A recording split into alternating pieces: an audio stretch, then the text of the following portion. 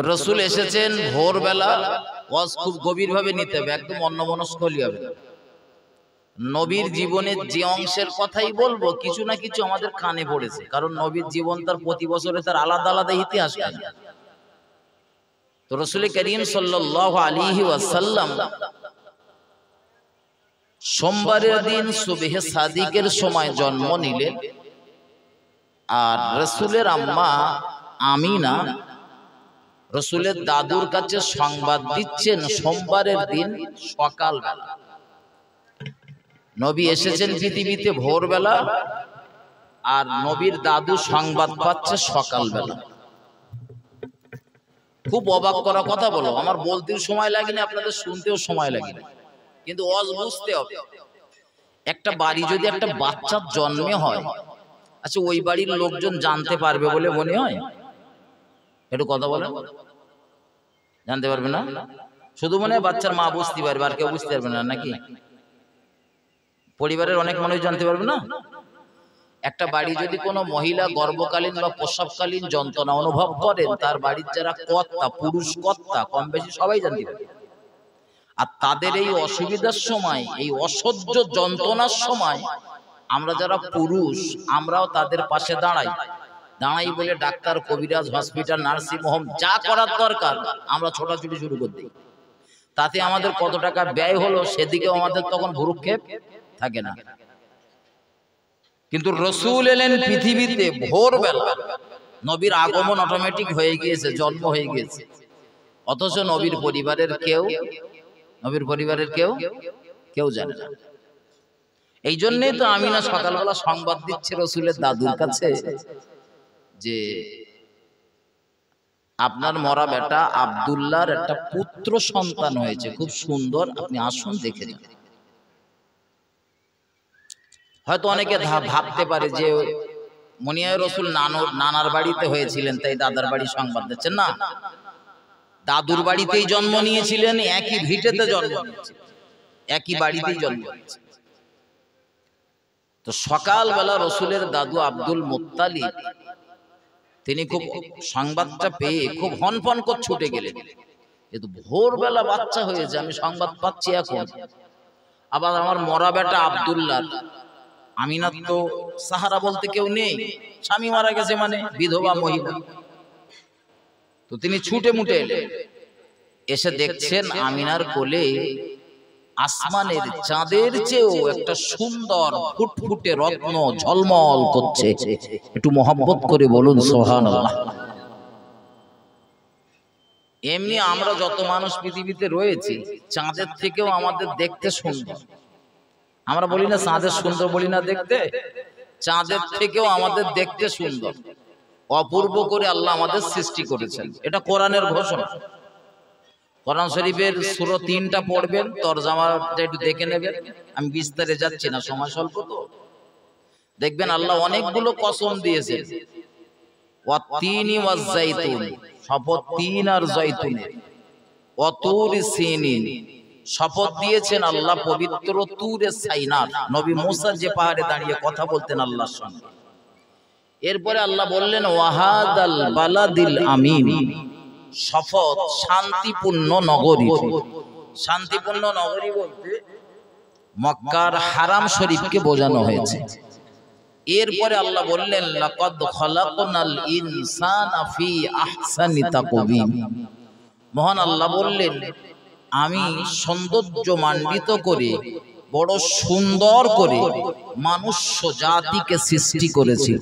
একটু মহব্বত করে বলুন সুবহানাল্লাহ। পৃথিবীতে যত মখলুকাত আছে সব থেকে সুন্দর করে আল্লাহ মানুষকে বানিয়েছেন। আর মানুষকে যেমন সুন্দর আকৃতি দিয়েও বানিয়েছেন, মানুষের বুদ্ধিও দিয়েছেন ওই পরিমাণ। ঠিক না ভুল কথা বলেন? আমাদের দেহ হয়তো ছোট, আর হাতির দেহ আমাদের থেকে কম না বেশি? বেশি। তারপরে ও হাতি আমাদের চড়ায় না আমরা হাতির চড়াই? বলেন বলেন বলেন, ঝট করে বলেন। মানুষ হাতির চড়ায়। তো একটা ছোট গল্প বলছি, এটা কোনো হাদিস কোরআন না, তবে গল্পটা যিনি লিখেছেন একদম এঁদে ফেঁদে লোক লিখিনি। গল্পটা লিখেছেন হযরত মাওলানা আশরাফ আলী থানভী রহমাতুল্লাহ আলাইহি জমানার একজন বিখ্যাত আলেম। তো তিনি লিখেছেন তার কিতাবের একটা রন্ধে একটা ছোট্ট গল্প, 2 মিনিটের গল্পটা খুব ভালোভাবে খেয়াল করুন, এর মধ্যে একটা বিরাট জ্ঞান লুকিয়ে রয়েছে। হযরত মাওলানা আশরাফ আলী থানভী রহমাতুল্লাহ আলাইহি বলছেন, একদিন জঙ্গলের বাঘিনী তার ওই যে ছোট ছোট ছানা বাচ্চা, মানে বাঘের বাচ্চা, তাদের ডেকে বলতেছেন, কচি তোমাদের একটু বয়স হয়েছে, এখন মোটামুটি নিজেরা চলাফেরা করতে পারে, তবে তোমাদের একটা সাবধান বাণী শোনাচ্ছি, সেটা হলো মানুষ নামী ওই ভয়ঙ্কর প্রাণী থেকে তোমরা সাবধানে থাকবে। মানুষ নামী ওই ভয়ঙ্কর প্রাণী থেকে সব সময় বেঁচে থাকবে, ওদের ধারে পাশে জানা যেও না, গেলে তোমার বিপদের শেষ থাকবে।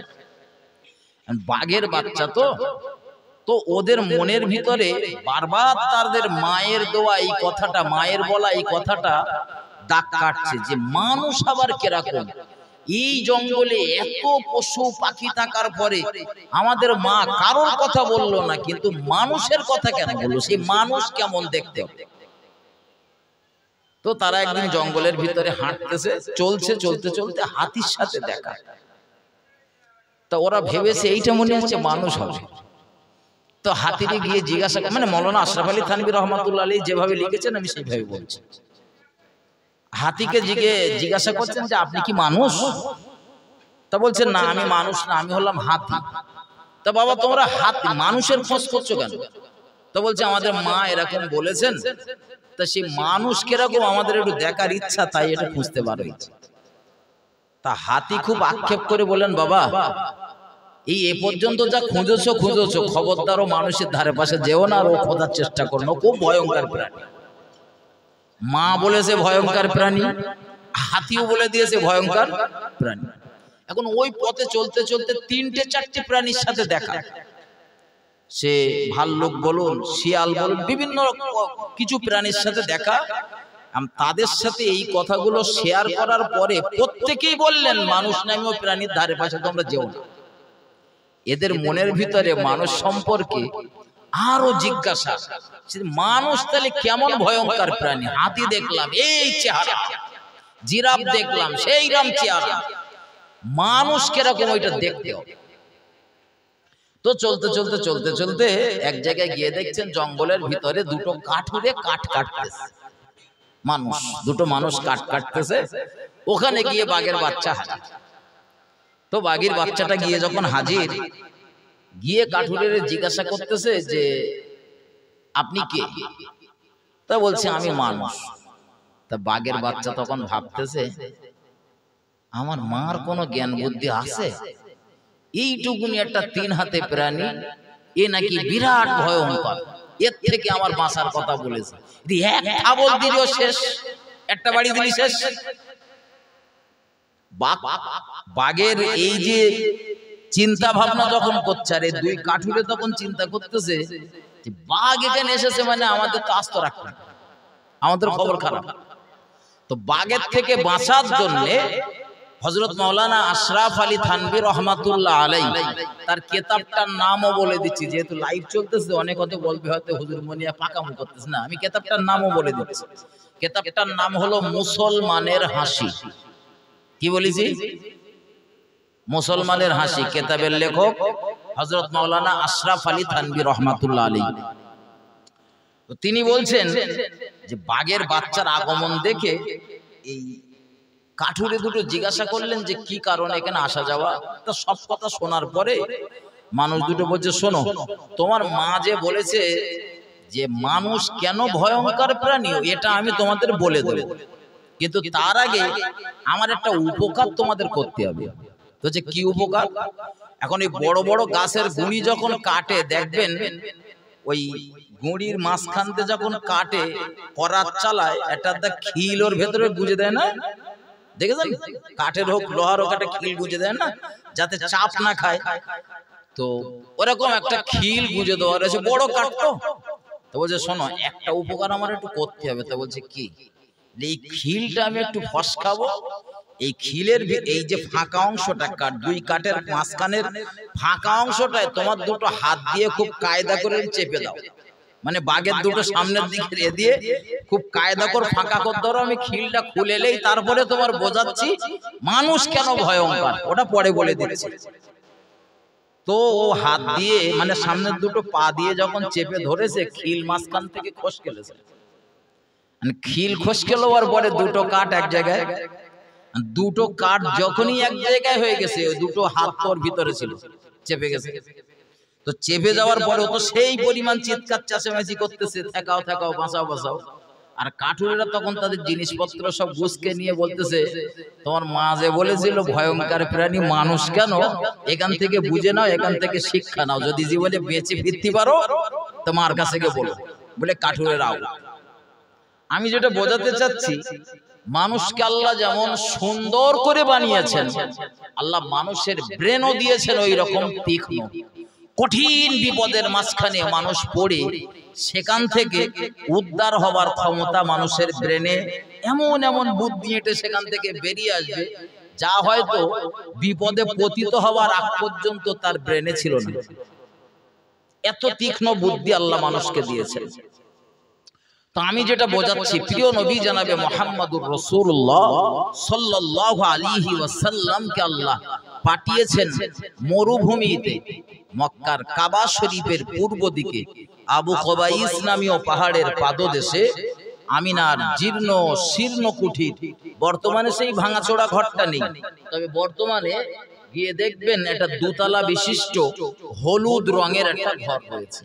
এই ঘরটা হলো একটা লাইব্রেরি, যে লাইব্রেরিটির জায়গায় প্রিয় নবী মুহাম্মদুর রাসূলুল্লাহ সাল্লাল্লাহু আলাইহি ওয়াসাল্লামের আগমনের স্থান। একটু মহব্বত করে বলুন সুবহানাল্লাহ, আর একটু মহব্বত করে বলুন সুবহানাল্লাহ, নারায়ে তাকবীর। আমার ভাই ও বাবাজিরা আমার, আল্লাহ পাকের নবী জনাবে মুহাম্মদুর রাসূলুল্লাহ সাল্লাল্লাহু আলাইহি ওয়াসাল্লাম তিনি আগমন করেছেন ভোরবেলা, আর রাসূলুল্লাহ দাদুর কাছে সংবাদ দেওয়া হলো সকালবেলা। কথায় কথায় আমরা একটা কথা মাঝে মধ্যে শুধু সাধারণ মানুষ না, আলেমরাও আমরা বলে ফেলি যে নবী আমাদের মতো মানুষ।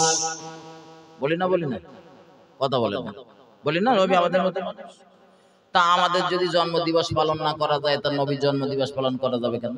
নবী তো আমাদের মতো মানুষ না। কি মনে হয় আপনাদের? আমার যেমন দুটো হাত রয়েছে, রাসূল করিম সাল্লাল্লাহু আলাইহি ওয়াসাল্লামেরও তেমন দুটো হাত ছিল। আমার মতো আমার রাসূলুল্লাহর দুটো পা ছিল। প্রিয় নবী মুহাম্মদুর রাসূলুল্লাহ আমাদের মতো কথাবার্তা বলতেন, খাওয়া দাওয়া করতেন, ঘুমাতেন, বিশ্রাম করতেন, আমাদের মতো বিবাহ করেছিলেন, আমাদের মতো সন্তান জন্ম দিয়েছিলেন। এদিক থেকে দেখলে নবী আমাদের মতো, কিন্তু ইজ্জতের দিক থেকে যদি দেখেন তো দেখা যাবে রাসূলের আর আমাদের মাঝে পার্থক্য হলো আসমান আর জমিনের। একটু মহব্বত করে বলুন সুবহানাল্লাহ। কারণ আমার বাড়ির মহিলারা যখন প্রসবকালীন যন্ত্রণা ভোগ করে, বাড়ির সমস্ত সদস্যরা অনুমান করে, জানতে পারে, তারা তাদের মতো ছোটাছুটি দৌড়াদৌড়ি করে ওই যন্ত্রণা থেকে ওই মহিলাকে মুক্তি দেওয়ার জন্য। আর প্রিয় নবী জনাবে মুহাম্মদুর রাসূলুল্লাহ সাল্লাল্লাহু আলাইহি ওয়াসাল্লামের আম্মা জান বলেন, আমার বেটা মুহাম্মদ সাল্লাল্লাহু আলাইহি ওয়াসাল্লাম দুনিয়া জমিনে জন্ম নিল। ও দুনিয়ার মহিলারা, তোমাদের সন্তান জন্ম হলে সেই সন্তান জন্ম দেওয়ার সময় তোমার ব্লিডিং হয়, তোমাদের ব্লিডিং হয়, রক্তপাত হয়, কত বর্জ্য পদার্থ বার হয়।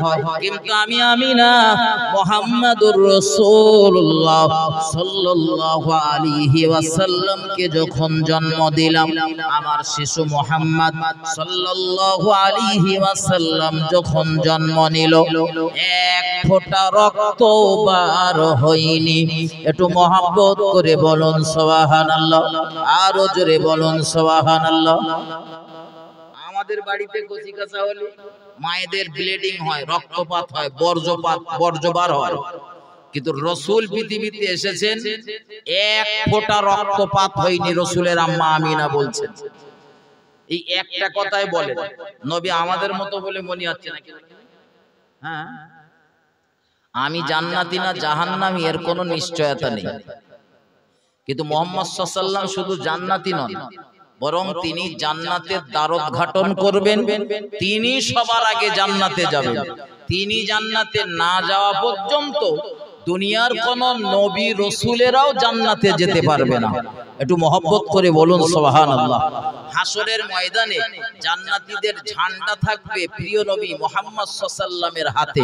আরো একবার বলুন সুবহানাল্লাহ। নবীর ইজ্জত এটা।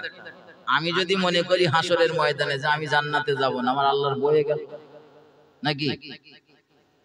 আমি জান্নাতে না যাব বললি, আমি যদি বলি যে আল্লাহ আমি জান্নাতে যাব না, তো আল্লাহ বলবেন তাহলে পৃথিবীতে আমার যত বান্দা বান্দি রয়েছে আর কারোর জান্নাতে পাঠাবো না, এরকম বলবে নাকি? আমার মতন মাল জান্নাতে না গেলে আল্লাহর বয়ে গেল, ঠিক না বল বলেন? আর মুহাম্মদ সাল্লাল্লাহু আলাইহি ওয়াসাল্লাম সমস্ত নবীদের আগে জান্নাতে যাবেন। তিনি জান্নাতে না যাওয়া পর্যন্ত দুনিয়ার কোন নবী জান্নাতে যেতে পারবে না। এটা নবীর ইজ্জত। শুধু কথায় কথায় বলি নবী আমাদের মতো, এই মতো বললেই তার মতো হয়ে যায়, মতো বললেই তার মতো হয়ে যায় না। আমি আরো দু জায়গাতে বলেছি, আজ আবার বলতেছি, এই কথাটা মাথায় না। আপনার বাড়ির কোন একটা ছোট কচি জীবনে কোনোদিনও হাতি দেখি?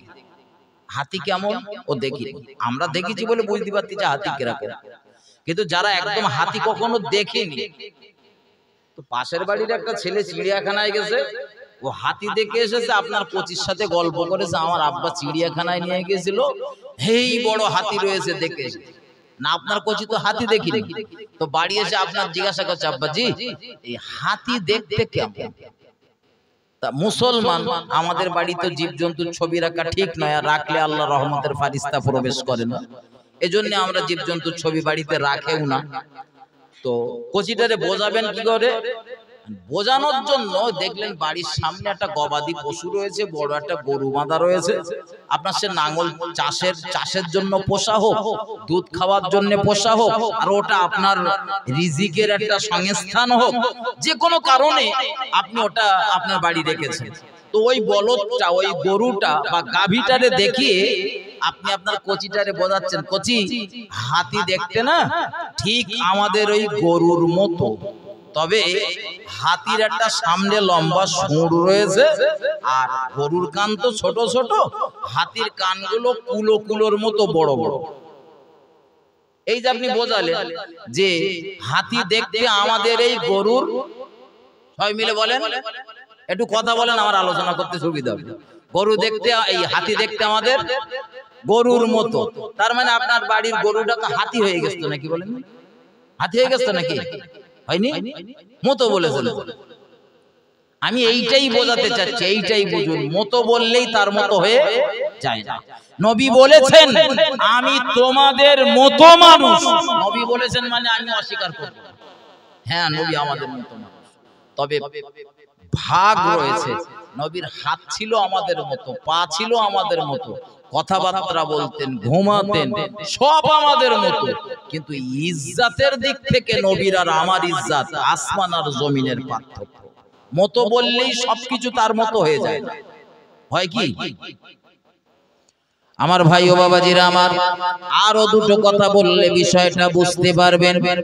আমার কথাগুলো গভীরভাবে নেন। প্রিয় নবীর আম্মা জানা আমিনা তিনি বলেন, দুনিয়ার মানুষেরা আমার বেটা মুহাম্মদ সাল্লাল্লাহু আলাইহি ওয়াসাল্লাম যখন জন্ম নিয়েছিলেন, আগমন করেছিলেন, ধরিত্রীর বুকে এসেছিলেন, আমি আমিনা লক্ষ্য করলাম আমার বেটা মুহাম্মদুর রাসূলুল্লাহ সাল্লাল্লাহু আলাইহি ওয়াসাল্লাম খাতনা করা অবস্থাতেই তিনি দুনিয়াতে এসেছেন। একটু মহব্বত করে বলুন সুবহানাল্লাহ। আরো জোরে বলুন সুবহানাল্লাহ। ও বাবাজি ভাইজানেরা, কথায় কথায় বলি নবী আমাদের মতো মানুষ, অথচ আমরা জন্ম নেবার পরে আমাদের বাড়ির ওলি যারা, গার্জেন যারা, অভিভাবক অভিভাবিকা যারা, তারাই আমাদের খাতনা করার জন্য ডাক্তার অথবা হাজাম ডেকে এনেছিলেন। আর আমার রাসূলুল্লাহর খাতনা করার জন্য দুনিয়ার কোন হাজাম আর ডাক্তারের প্রয়োজন হয়নি। আমার নবীর ইজ্জত দুনিয়ার অন্য কোন মানুষকে আল্লাহ দেখায়নি খাতনা করবার জন্য। একটু মহব্বত করে বলুন সুবহানাল্লাহ। শুধু ইজ্জতের পার্থক্য দেখেন, মুহাম্মদ সাল্লাল্লাহু আলাইহি ওয়াসাল্লাম 9 কিংবা মতান্তরে 11টা বিবাহ করেছিলেন। আমরা উম্মতে মুহাম্মাদি, আমাদের 9 কিংবা 11টা বিবাহ করার অনুমতি নেই।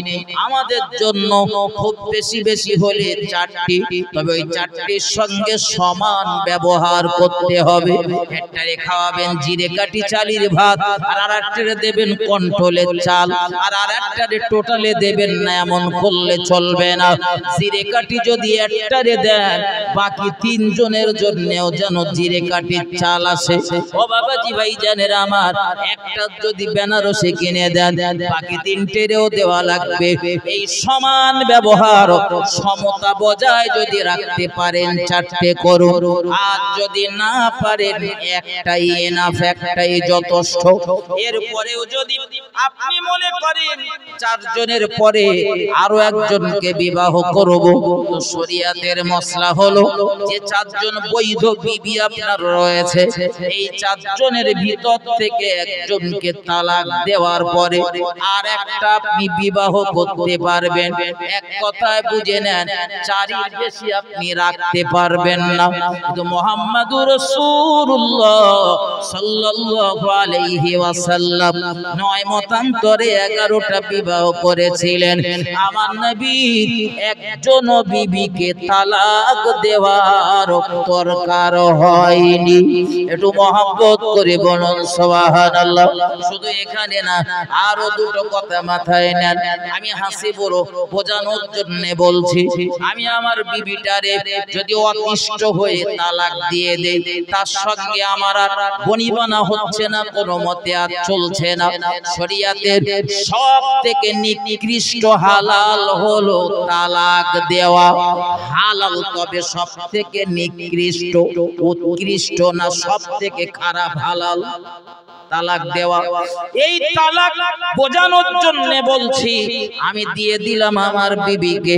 এবারে যদি আপনি মনে করেন হুজুরের ওই তালাক দেওয়া বিবিটারে বিবাহ করবেন, আমার বিবির ইদ্দত পালন হয়ে যাবার পর আপনি তাকে বিবাহ করতে পারবেন, ওটা আপনার জন্য জায়েজ।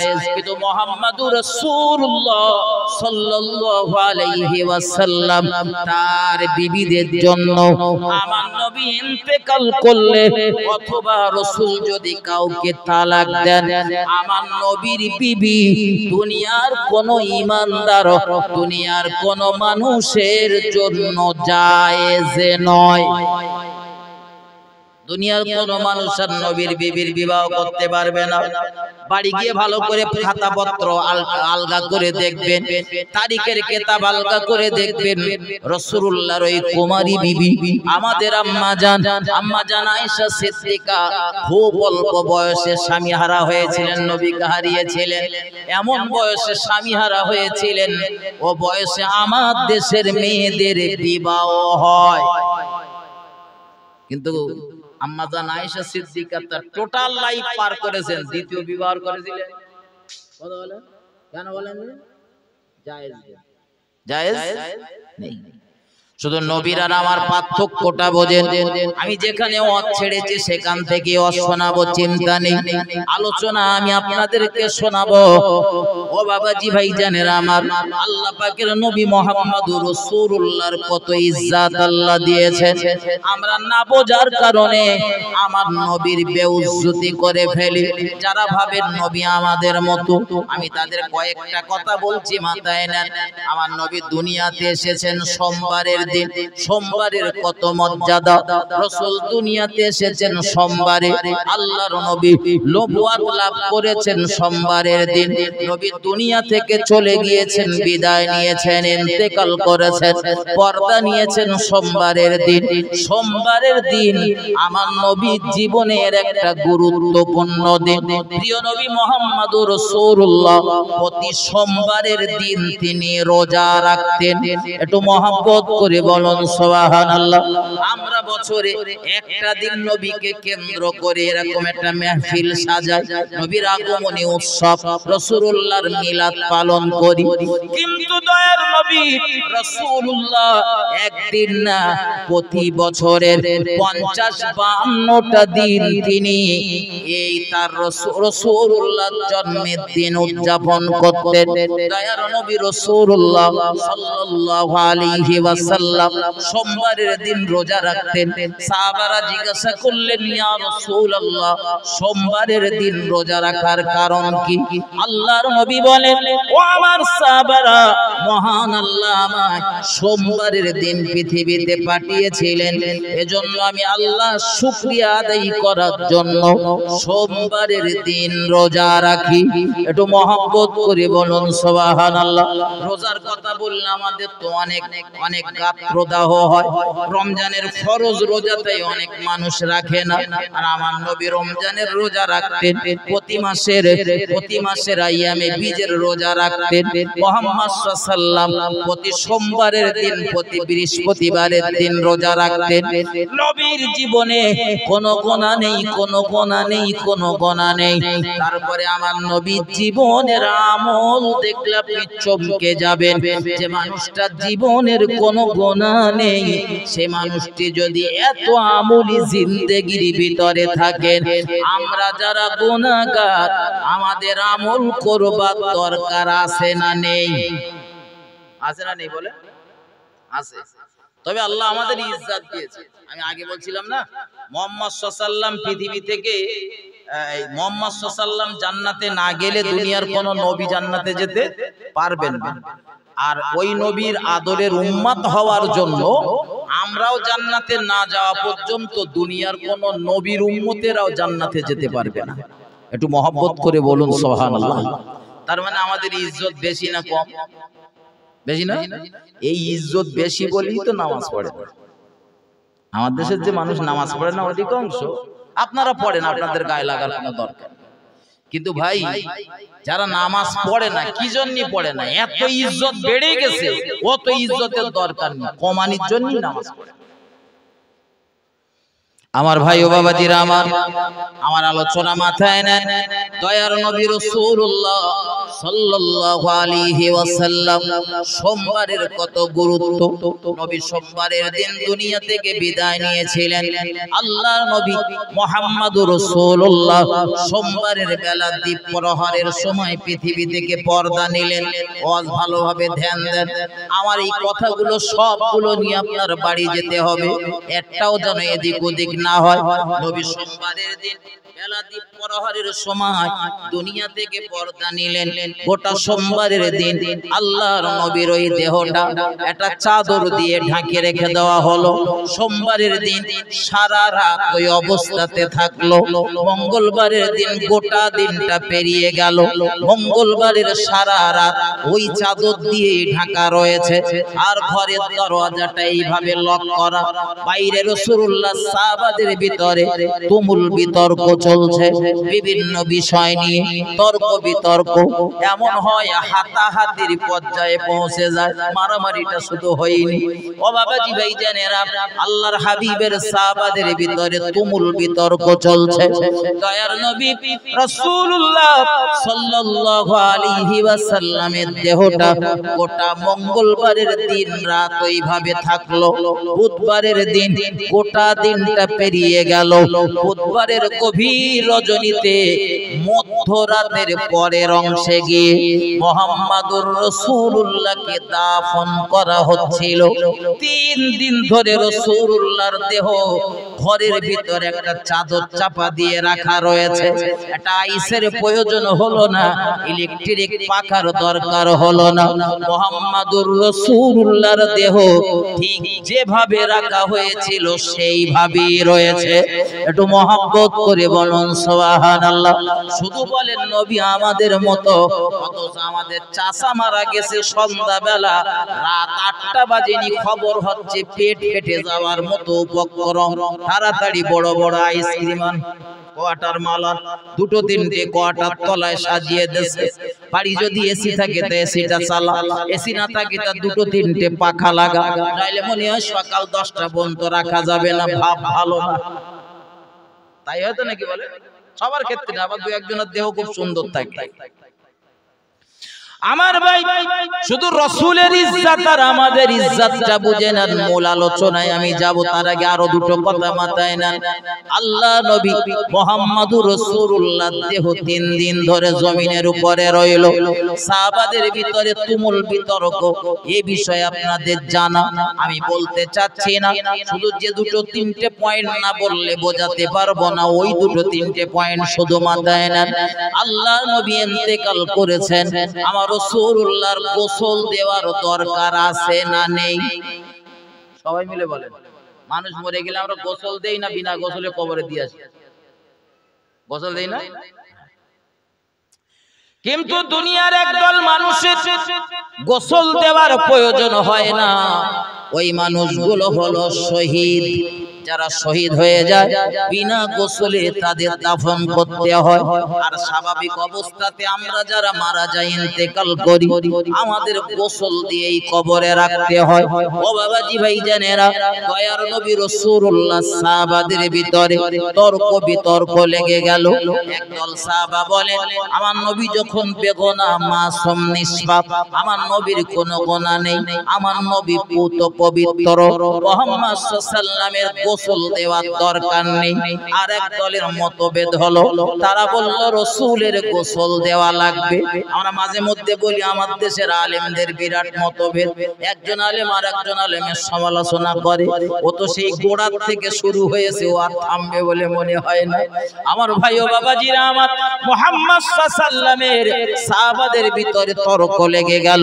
একদল রাসূলুল্লাহর গোসলের পক্ষে, আর একদল রাসূলুল্লাহর গোসলের বিপক্ষে। কিন্তু এই ঝামেলা মেটাবে কে?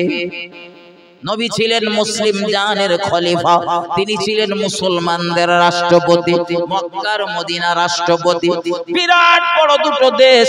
এই দেশের রাষ্ট্রপতি ছিলেন মুহাম্মদ সাল্লাল্লাহু আলাইহি ওয়াসাল্লাম, তিনি ছিলেন নেতা। তিনি নেতা থাকা অবস্থাতে কোনো সমস্যা হলে সব সমস্যার সমাধান তিনি করে দিতেন। কিন্তু আজ আমার নবী নেই, একটা নেতার প্রয়োজন আছে না নেই? কথা বলেন। সাহাবাদের ভিতরে ও নেতা নিয়েও তর্ক লেগেছে। একদল সাহাবার মত হলো, মক্কার সাহাবারা বলেন আমরা হব খলিফা, মদিনার সাহাবারা বলেন আমরা হব খলিফা। বিষয় আপনাদের জানা, আমি বলতে চাইছি না। রাসূলের সাহাবাদের ভিতরে আরো তর্ক লেগে গেল। আল্লাহর হাবিব সাল্লাল্লাহু আলাইহি ওয়াসাল্লামের মাজার, কবরটা ঠিক কেমন হবে? দয়ার নবী রাসূলুল্লাহ সাল্লাল্লাহু আলাইহি ওয়াসাল্লাম কবরটা পাশকুলি হবে না সিন্ধুকে হবে? 4 কোণ বিশিষ্ট হবে না পাশকুলি হবে? বিভিন্ন বিষয় নিয়ে তর্ক লেগে গেল। আমি আপনাদের যেটা বোঝাতে চাইছি, প্রিয় নবী মুহাম্মদুর রাসূলুল্লাহ সাল্লাল্লাহু আলাইহি ওয়াসাল্লামের গোসল দেওয়ার প্রয়োজন, কিন্তু সাহাবাদের ভিতরে দুটো দলে বিভক্ত। এদিক ওদিক ফিরছেন কেন? কি সমস্যা? ওদিক ফিরছেন? হুজুর এসেছে নাকি? এই এখন তো হুজুর আসার কথা, সে তো অনেক বাকি। তা যদিও আসে, হুজুর এসে বসবেন নাকি? না, হুজুরের এখন টাইম নাকি 10টায়? তা হুজুরের সময় আসবেন, আপনাদের টেনশন করতে হবে না। হুজুরও সময় এদিক ওদিক করে। আমার যতটা জানা মতে আমি দেখেছি প্রতি স্টেজে দেখি হুজুর সময় মতো ঢোকেন, প্রয়োজনে 2 মিনিট আগে ঢোকেন। যদি কোনো জলসায় 2-5 মিনিট দেরি হয় তো কমিটিকেও বলে দেন, যে বক্তা থাকে তাকেও বলে দেন। কয়েকবার দেখেছি, আমারও বলেছে যে হাজিপুর হয়তো 10 মিনিট যেতে দেরি হতে পারে, কি 5 মিনিট হয়তো দেরি হতে পারে। জি, আমাদের মতো অতটা নির্বুদ্ধিতার পরিচয় তিনি দেন না, সুতরাং ওদিকে ফেরার দরকার নেই। যদি হুজুর আসেন অবশ্যই তাকে সম্মানের, কি হুজুরই এসেছে মনে হয় নাকি? হ্যাঁ, আমি ঠিক বুঝতে পারছি না। তো যাই হোক, হুজুর এলে তাকে নিয়ে জায়গাতে রাখছেন। তো আমার কথাটা ভালো হবে খেয়াল, তাকবীর দেন একটু, নারায়ে তাকবীর, একটু তাকবীরের ধ্বনি দেন, নারায়ে তাকবীর। আর একটু উচ্চ রবে আল্লাহকে ডাকুন, নারায়ে তাকবীর। মুজাদ্দিদে জামানের সিলসিলা, মুজাদ্দিদে জামানের সিলসিলা, অল ইন্ডিয়া সুন্নাতুল জামাআহ, মহামান্য মুফতি সাহেব হুজুর কেবলা, মহামান্য মুফতি সাহেব হুজুর কেবলা, নারায়ে তাকবীর। দুরূদ শরীফ, আল্লাহুম্মা সাল্লি আলা সাইয়্যিদিনা মাওলানা ওয়া আলা আলি সাইয়্যিদিনা। তোর মুস্তাফাকে দিলাম আমি সঙ্গে নিয়ে যাই, তোর মুস্তাফাকে দিলাম গো আমি সঙ্গে নিয়ে যাই। মিশি চরানো ময়দানে মা কোনো যে ভয় নাই, মিশে চরানো ময়দানে মা কোনো যে ভয় নাই। বাবলা বনের ছায়ায় আম্মা বুঝব সবাই ঘিরে, খোরমা পাতার তাজ বানিয়ে পরিয়ে দেব শিরে। ও যে মোদের বাদশাহ আম্মা, একটু মহব্বত করে বলেন সুবহানাল্লাহ, নারায়ে তাকবীর। ও যে মোদের বাদশাহ আম্মা, আর করিবেন বাদশাহী মেশে চরানো ময়দানে মা কোনো যে ভয় নাই। তোর মুস্তাফাকে দিলাম আমি সঙ্গে নিয়ে যাই। আল্লাহুম্মা সাল্লি আলা,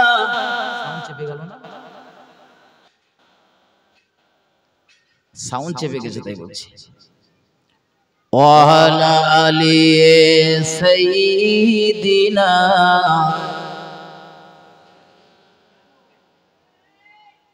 আমার ভাইজানেরা, আমার দিকে ধ্যান দেন, গভীরভাবে লক্ষ্য করুন। আমি আপনাদের শুধু বোঝাতে চাচ্ছি রাসূলের ইজ্জত কি পরিমাণ আল্লাহ দিয়েছেন।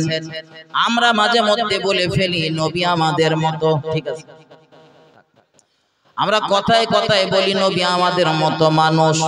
হয়তো রাসূলুল্লাহর হাত ছিল আমাদের মতো, পা দুটো ছিল আমাদের মতো, কথাবার্তা বলতেন আমাদের মতো, তিনি আমাদের মতো বিবাহ শাদী করেছিলেন, সন্তানও জন্ম দিয়েছিলেন, খাওয়া দাওয়া করতেন আমাদের মতো। কিন্তু আমাদের ইজ্জত আর রাসূলের ইজ্জতের মাঝে ব্যবধান আসমান আর জমিনের। একটু মহব্বত করে বলুন সুবহানাল্লাহ। আমি সেইটাই বোঝাচ্ছি। আল্লাহর নবী মুহাম্মদুর রাসূলুল্লাহ সাল্লাল্লাহু আলাইহি ওয়াসাল্লাম তিনি ইন্তেকাল করেছেন। ইন্না লিল্লাহি ওয়া ইন্না ইলাইহি রাজিউন। প্রিয় নবী পৃথিবী থেকে পর্দা নিয়েছেন। রাসূলুল্লাহ সাহাবাদের ভিতরে বিরাট তর্ক লেগে গেল, আল্লাহর হাবিবের গোসল দিতে হবে কিনা। আমার দিকে ধ্যান দেন, অন্যমনস্ক হলে চলবে না। রাসূল কারীম সাল্লাল্লাহু আলাইহি ওয়াসাল্লাম গোসল নিয়ে মতভেদ। একদল সাহাবা গোসলের পক্ষে আর একদল সাহাবা গোসলের বিপক্ষে। আমার দেশে মানুষ মারা গেলে আমরা গোসল দেই, কিন্তু যারা শহীদ হন তাদেরকে বিনা গোসলে আমরা দাফন করি। তাই বলে আমার দেশে প্রচুর গোসল, আমার দেশে প্রচুর পরিমাণ শহীদ পাওয়া যায়। পরে জমি দখল করতে গিয়ে মারা গেছে, কেউ তার নামের আগে যোগ করতেছে শহীদ। ও বলো শহীদ না, কারণ পার্টি অফিস দখল করতে গিয়ে মারা গেছে, ওর নামের আগে যোগ করা হয় শহীদ। ওরে শহীদ বলা যাবে না। ও বাবাজি ভাইজানেরা আমার, আল্লাহর হাবিব সাল্লাল্লাহু আলাইহি ওয়াসাল্লামের একজন সাহাবা, সাহাবাটির নাম হলো হযরত হানজালা রাদিয়াল্লাহু তাআলা আন। তাকে মহান আল্লাহর ফেরেশতারা গোসল দিয়েছিলেন, এই একজন শহীদ। বাকি যত শহীদ মহান আল্লাহর প্রিয় নবী মুহাম্মদুর রাসূলুল্লাহ সাল্লাল্লাহু আলাইহি ওয়াসাল্লাম তাদের বিনা গোসলে দাফন করেছেন। হযরত উসমান গনির মতো এত বড় মাপের সাহাবা হযরত উসমান গনি রাদিয়াল্লাহু তাআলা প্রিয় নবীর সঙ্গে যার সম্পর্ক ছিল রাসূলুল্লাহ জামাত, আল্লাহর হাবিবের দুজন কন্যার সঙ্গে তার বিবাহ হয়েছিল। একটা কন্যা ইন্তেকাল করার পরে আর একটা কন্যা, সেই উসমান গনি ইন্তেকাল করার পরে তাকেও বিনা গোসলে, আর পরিবেশটা ছিল এত ভয়াবহ, বিনা কাফনের কাপড়ে হযরত উসমান গনিকে দাফন করা হয়েছিল। ও বাবাজি ভাইজানেরা, এদিকে গেলে মূল কথা আপনাদের শোনাতে পারবো না, ফিরে চলুন। আল্লাহর হাবিব সাল্লাল্লাহু আলাইহি ওয়াসাল্লামের সাহাবাদের ভিতরে তর্ক শুরু হয়েছে, গোসল দিতে হবে কিনা। আজ 3 দিনের ভিতরে সোমবারের দিন গোটা দিন, গোটা রাত, মঙ্গলবারের দিন সারা দিন, সন্ধ্যার একটু আগে বা পরে খলিফা নির্বাচন হলো, নেতা নির্বাচিত হয়ে গেল। নেতা যতক্ষণ নির্বাচিত হয়নি সমস্যা মেটানোর সেই রকম কোনো কর্তা খুঁজে পাওয়া যাচ্ছিল না। কিন্তু হযরত আবু বকর রাদিয়াল্লাহু তাআলা তিনি হলেন মুসলিম জাহানের প্রধানতম খলিফা। তিনি যখন খলিফা হিসেবে নির্বাচিত হলেন, রাষ্ট্রপতি হিসেবে নির্বাচিত হলেন, হযরত আবু বকর রাদিয়াল্লাহু তাআলা তিনি বললেন, ও রাসূলুল্লাহ সাহাবারা, নিজেদের ভিতরে তর্ক বিতর্ক, নিজেদের ভিতরে কথা কাটাকাটি বন্ধ করো। আল্লাহর হাবিব সাল্লাল্লাহু আলাইহি ওয়াসাল্লামের গোসলের ব্যবস্থাটা সবার আগে করে দেওয়া হোক। ও বাবাজি ভাইজানেরা, রাসূলুল্লাহর গোসল দেবেন কারা? আমার দেশে মানুষ মারা গেলে গোসল দেওয়ার লোকের অভাব নেই, ঠিক বুঝলেন? দাতাল মাতাল সুদখোর ঘুষখোর আলঠালা দোরঠালা যেই মরুক না কেন, মরার পরে আমাদের তার প্রতি একটা সহানুভূতি জন্ম নেয়। আমার চরম দুশ্মন থাকার পরেও তার প্রতি আমার সব রাগ পানি হয়ে যায়। মানুষটা মারা গেছে, তার উপর রাগ করে কি করব? আল্লাহর হাবিব সাল্লাল্লাহু আলাইহি ওয়াসাল্লাম তিনি ইন্তেকাল করেছেন, কিন্তু আমার রাসূলুল্লাহকে গোসল দেবে কারা?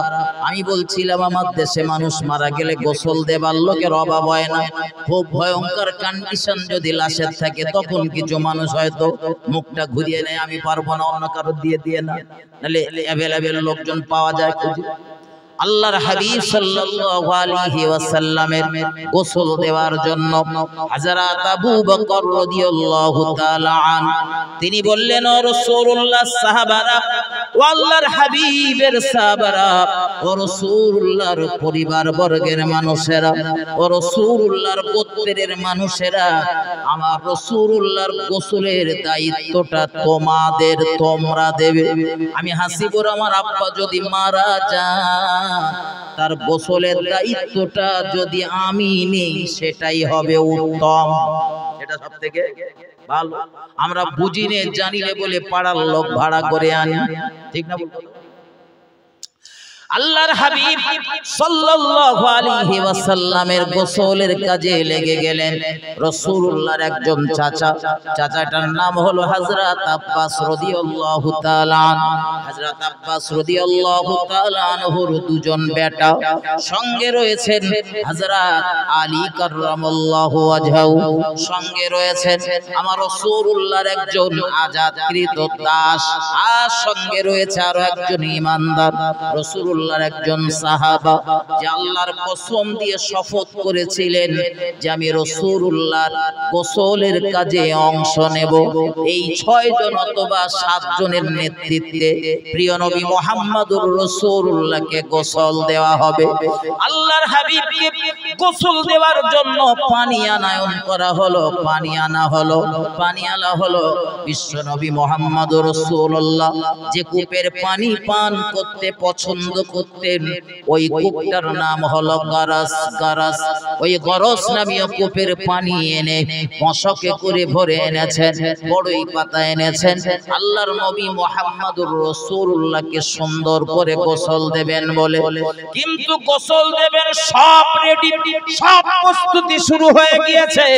আবার সাহাবাদের ভিতরে মতভেদ লেগে গেল।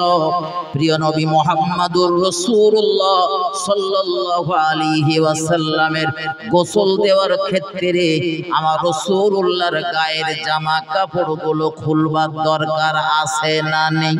আমার দেশে আমি হাসিবুর মারা গেলে, আমার আব্বা আম্মা মারা গেলে কার বলবানি সে রাগ করবেন, তাই নিজের গায়ে ফেলে বলছি।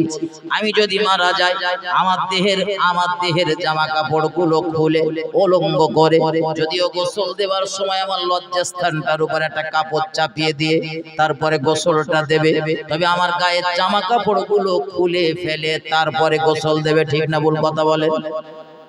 নাকি আরেকটা নতুন করে তৈরি করে দেবে, সেইটা পরিয়ে দেবে?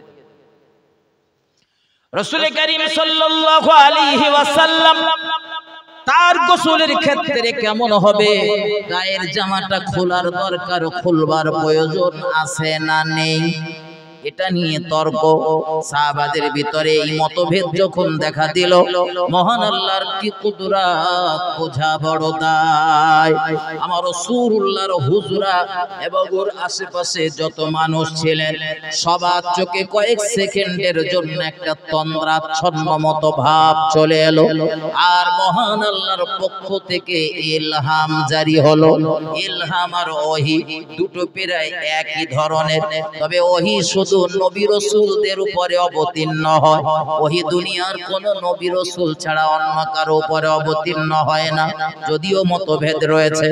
তবে ইলহাম হলো এমন একটা বিষয়, ইলহাম যা তার উপরে অবতীর্ণ হতে পারে, নাজিল হতে পারে, নবী রাসূলদের উপরেও হতে পারে, সাধারণ মানুষদের উপরে হতে পারে। প্রিয় নবী মুহাম্মদুর রাসূলুল্লাহ সাল্লাল্লাহু আলাইহি ওয়াসাল্লামের গোসল দেওয়ার ক্ষেত্রে মহান আল্লাহ ইলহাম জারি করলেন, ও রাসূলুল্লাহ সাহাবারা, তোমরা আমার দয়ার নবী রাসূলুল্লাহকে গোসল দেবে। আর ওই রাসূলুল্লাহর গোসল দেওয়ার ক্ষেত্রে আমার রাসূলুল্লাহর গায়ের জামা খোলার প্রয়োজন নেই। একটু আওয়াজ দিয়ে বলুন সুবহানাল্লাহ, আর একটু আওয়াজ দিয়ে বলুন সুবহানাল্লাহ, নারায়ে তাকবীর। আজকে আপনারা কি সাবু দেব, দুপুরবেলা কি সাবু খেয়েছিলেন নাকি? বলে এত বলা সব চেপে রয়েছেন। আমার ভাই বাবাজিরা, আমার প্রিয় নবী মুহাম্মদুর রাসূলুল্লাহ সাল্লাল্লাহু আলাইহি ওয়াসাল্লাম, আমার রাসূলুল্লাহর গোসল দেয়া হবে কোন পদ্ধতিতে? সুন্দর করে ইলহাম জারি হয়ে গেল, আমার রাসূলুল্লাহর গায়ের জামা কাপড় খুলবার দরকার নেই। অথচ হাসিবুর ইন্তেকাল করলে, মারা গেলে হাসিবুরের গায়ের জামা কাপড় খুলে উলঙ্গ করে তাই গোসল দেওয়া হয়। ঠিক না ভুল কথা বলেন? আমার ভাই বাবাজিরা, আমার এবারে চিন্তা করে বলেন, নবী কি সত্যি আমাদের মতো মানুষ, না তার ইজ্জত আমাদের চেয়ে বেশি? কথা বলেন, বেশি? বেশি বলি তো আমাদের জামা কাপড় খোলা হয় আর রাসূলুল্লাহর জামা পরিহিত অবস্থায় গোসল দেওয়া হচ্ছে। হযরত আলী রাদিয়াল্লাহু তাআলা সুন্দর করে কসলে কসলে গোসল দিয়ে দিলেন। আল্লাহর হাবিবের গোসলের কাজ যখন সমাধা হয়ে গেল, এবারে রাসূলুল্লাহর জানাজা হবে।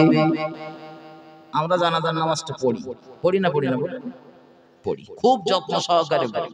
হয়তো দেখা যায় ওই দিনের গোটা দিনের সব কাজকাম ফেলে রেখে জানাজায় শরীক হই। ভালো, আমি বাধা দেব না। জানাজাতে যে যান, অংশ নেন, এটা খারাপ বিষয় না, ভালো। জানাজাতে অংশ নেন, দাফনে অংশ নেন, 2 কিরাত পরিমাণে সব মহান আল্লাহ আমাদের নাম আমলে লিখে দেন, বলুন সুবহানাল্লাহ। কিন্তু জানাজাতে জানাজার ফরজে কিফায়া নামাজ পড়ার জন্য যদি জোহরের ফরজে আইনটা কাজা করেন, ওটা কি খুব বুদ্ধিমানের কাজ বলে মনে হয় নাকি? জোহরের নামাজ পড়ে এত কথা বললে হবে না ভাই। জোহরের নামাজ আউট, ফরজ নামাজ আউট, ফজরের ফরজ নামাজ আউট, টোটালি বললো না। ভদ্রলোক গিয়ে দাঁড়িয়ে রয়েছে, জানাজার ফরজে কিফায়া নামাজ পড়বে।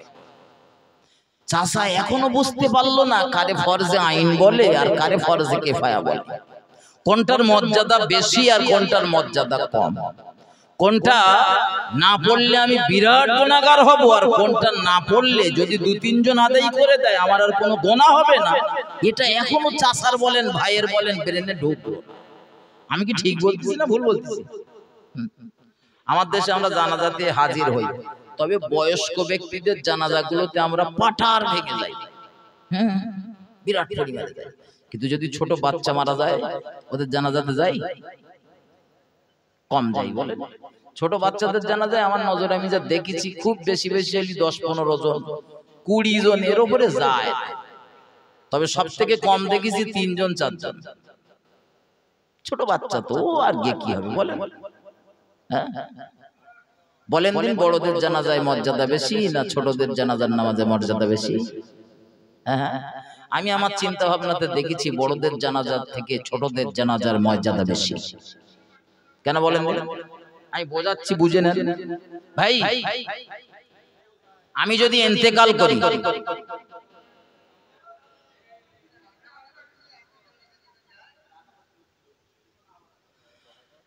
আমার ভাই আমার দিকে ধ্যান দেন, এই আমি যদি ইন্তেকাল করি, আমি যদি মারা যাই, তো আমার জানাজাতে আপনারা গিয়েছেন। জানাজা মানে আপনারা আমার জন্য দোয়া করতে গেছেন, একটু সহজে বোঝেন। দোয়া করতে গিয়েছেন, দোয়া করতে গিয়েছেন, তো গিয়ে দেখা যাচ্ছে ইমাম সাহেবের নিয়ত বলে দিতে হচ্ছে, তাও সেই নিয়তটা বাংলায় কি বলে দিতে হচ্ছে? একটু কথা বলেন, আল্লাহু আকবার। নিয়ত ইমাম সাহেব কিছু বলে দেয় বাংলায় না, আরবিতে বলে দিলি তখন আবার পেছন থেকে কিছু লোক বলে বাংলায় বলে দেন, হুজুর বাংলায় বলে দেন। তা ঠিক আছে, বাংলায় বলে দেন।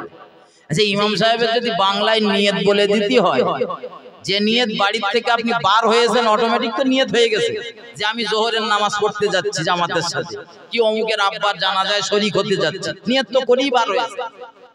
এই নিয়ত যদি আপনার বাংলায় বলে দিতে হয়, আচ্ছা ওর ভিতরের যে দোয়া দরুদ গুলো রয়েছে ওগুলো মুখস্থ নাকি বলেন? পানির মতন মুখস্থ নাকি বলেন? কিছু কিছু জানাজাতে গিয়ে দেখেছি, খারাপ ভাবে নেবেন, আমাদের কিছু রোগ, সেই রোগগুলো সারানোর দরকার রয়েছে। কিছু কিছু জানাজাতে গিয়ে দেখেছি ইমাম সাহেব হয়তো জানাজার নামাজের নিয়তটাও বলে দিয়েছেন।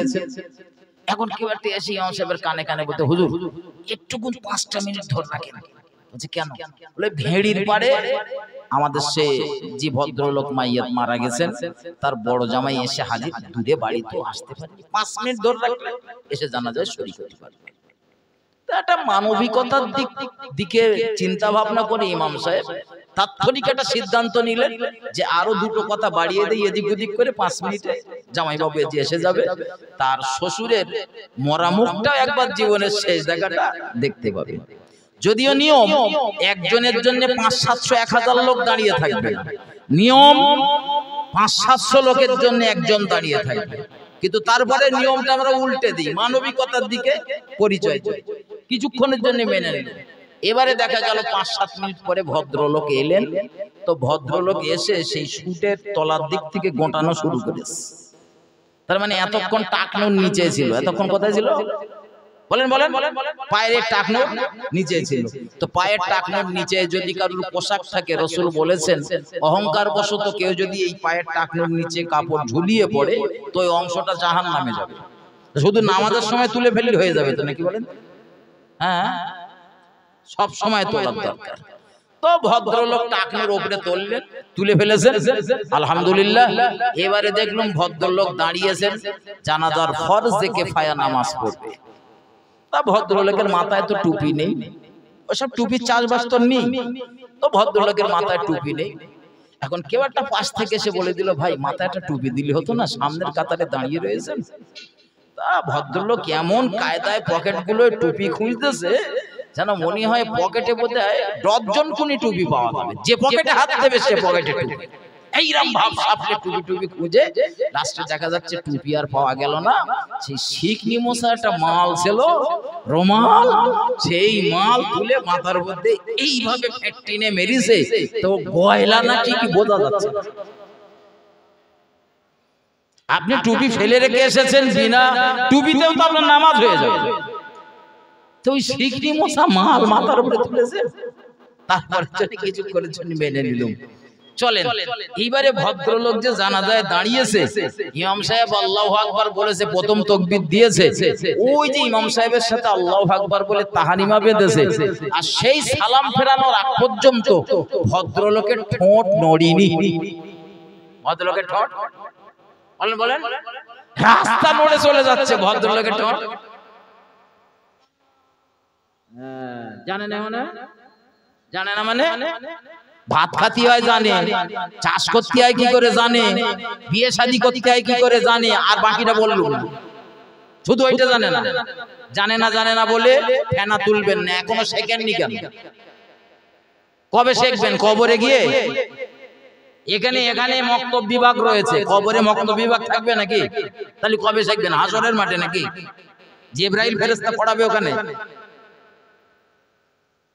সব দুনিয়ায় শেখা যায়, শুধু নামাজের দোয়া বা ধর্মের কোন বিষয় শেখার কথা বললি তখন আমি জানি না হুজুর, বাকি সব বোঝে, বাকি সব বোঝে। কিন্তু হুজুরির নামে যখন সমালোচনা করে তখন একটু একটা বোঝে তো নাকি? হুজুরির নামে যখন সমালোচনা করে তখন কি বনি, ওর মতন মুফতি সাহেব পৃথিবী তার একটা, এইরকম ভাবছি। আমার ভাই ও বাবাজিরা, আমার আলোচনা এখানে নয়, ফিরে চলো। আমি আপনাদের যেটা বোঝাতে চাইছিলাম, জানাজার নামাজটা হলো ফরজে কিফায়া। মহল্লার 2-3 জন যদি আদায় করে দেয় আর কেউ যদি শামিল না হয়, সবার পক্ষ থেকে আদায় হয়ে যাবে, আর কারো গুনাহ হবে না। কিন্তু জোহরের যে নামাজটা ফরজে আইন, ওটা আপনি প্রাপ্তবয়স্কা, আপনার জন্য ফরজে আইন। আপনি যদি ওই নামাজটা ইচ্ছাকৃত তো কাজা করে দেন, আপনার জাহান্নাম ভোগ করা লাগবে। গুরুত্ব বেশি কোনটার? বলেন বলেন বলেন, ঝটপট বলেন, জোরে নামাজ না। আচ্ছা আমি আর একটা কথা বলি, এখানে আপনাদের ইমাম সাহেব কি আমার হাসান ভাই, এখানে হাবিব ভাই, এখানে ধরেন ইমামতি করে জানাজার ফরজে কিফায়া নামাজ পড়াচ্ছে, আর আপনারা 500-700 লোক এখানে কাঁধে কাঁধ দিয়ে দাঁড়িয়ে গেছেন। এখন আমি ওই রাস্তার উপরটায় দাঁড়িয়ে রয়েছি, আর কোন একটা ছেলে, যুবক ছেলে ওখানে এসেছেন, যেহেতু আপনাদের বাজিতপুরি বেশ অনেকবার আসা হয়ে গেছে, তো পরিচয় পরিচিতি হওয়ার কারণে তার সাথে ওই গেটটার কাছে দাঁড়িয়ে দাঁড়িয়ে গল্প করতেছি। আপনারা এখানে জানাজার নামাজ পড়ছেন, আর আমি আর একটা যুবক ছেলে ওখানে দাঁড়িয়ে দাঁড়িয়ে গল্প করছি। জানাজার নামাজ শেষ হয়ে গেছে, আমি জানাজায় শরীক হইনি। আচ্ছা আমার কি খুব গুনাহ হবে? হ্যাঁ একটু কথা বলেন, কেন বলেন দিন? আমার কোনো গুনাহ হবে না, কেন বলেন দিন? বলেন বলেন বলেন। 2-3 জন আদায় করে দিলে মহল্লার সবার পক্ষ থেকে আদায় হয়ে যায়। তো আপনারা 500-700 লোক দাঁড়িয়েছেন, তার মানে আমি যদি ও জানাজায় না শরীক হই কোনো সমস্যা বলেন বলেন নেই। কিন্তু জানাজাতে যদি শরীক হতাম তো জানাজার জন্য 1 কিরাত আর দাফন করার জন্য আরেক কিরাত, 2 কিরাত পরিমাণ সওয়াব মহান আল্লাহ আমার নামামলে লিখে দিতেন। বলুন সুবহানাল্লাহ। আর 1 কিরাত মানে ওহদ পাহাড় সম পরিমাণকে বলা হয় 1 কিরাত। আবার যেন ভাববেন না যে 50 গ্রাম মনে হয় 1 কিরাত। আমার ভাই ও বাবাজিরা আমার, ভুল আমাকে নেবেন না, ভুল আমাকে বুঝবেন না। আমি আপনাদের যেটা বোঝাচ্ছিলাম, ছোট ছোট বাচ্চাদের জানাজায় রয়েছে বিরাট মর্যাদা, কিন্তু সহজে আমরা ছোট বাচ্চাদের জানাজায় যেতে চাই না। আমি হাসিবুর ইন্তেকাল করেছে, এখন আমি জান্নাতি না জাহান্নামী এর কোনো নিশ্চয়তা নেই। তবে মহান আল্লাহ তার রহমত থেকে বঞ্চিত হতে নিষেধ করেছেন। এজন্য ঈমানদার হিসাবে আমি যত বড় অপরাধী পাপী হই না কেন, মৃত্যুর আগ পর্যন্ত মহান আল্লাহর রহমতের প্রতি প্রত্যাশা রেখে আমি এটা বলতে পারি যে আমি মহান আল্লাহর দয়ার জান্নাতি, রবের রহমত থেকে বঞ্চিত না হয়ে এটা বলতে পারি। কিন্তু আমি যেটা বোঝাতে চাইছি বন্ধু, আমার যা কাজ কাম, আমার কথাবার্তা, আমার চাল চলন, আমার আচার ব্যবহার ইসলামী শরিয়াত অনুযায়ী একটাও হয় না।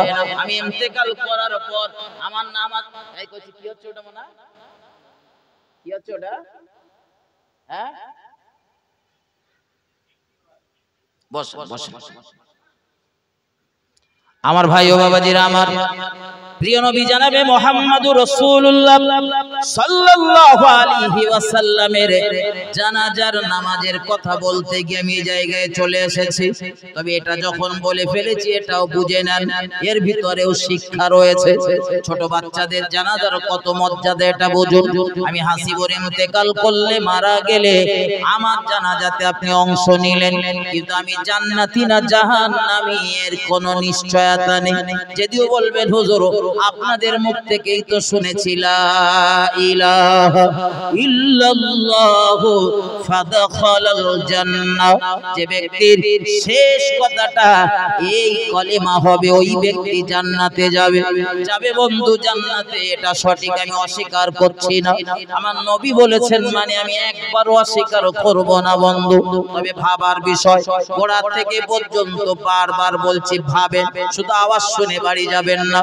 একবার কলেমা পড়ে যদি আপনার জন্য জান্নাত ওয়াজিব হয়ে যায়, ও বাবাজি সারা জীবন আল ঠেলেছেন, দৌড় ঠেলেছেন, পরের মেয়ের হাত ধরে টানাটানি করেছেন, ভাইয়ের সম্পদ ফাঁকি দিয়েছেন, বোনের ফারাজ ফাঁকি দিয়েছেন, আর কত অন্যায় এই দুনিয়ার জমিনে করেছেন। এই অপরাধগুলোর পানিশমেন্ট হবে না, হবে না? কথা বলেন, সব হবে যদি আল্লাহ ক্ষমা করে দেন, তা আলাদা বিষয়। আর যদি ক্ষমা না করেন, কিন্তু হক মারার গুনাহ তো আল্লাহ ক্ষমা করবে না। যার হক মেরেছেন তার ক্ষমা করা লাগবে আগে, তারপরে আপনার। আমার ভাই ও বাবাজিরা আমার, এগিয়ে চলুন। আমি আপনাদের ভাই, আমি ইন্তেকাল করেছি, আপনারা আমার জানাজাতে গিয়েছেন। এখন আমি ইন্তেকাল করার পরে আমি জান্নাতি না জাহান্নামী এর নিশ্চয়তা নেই।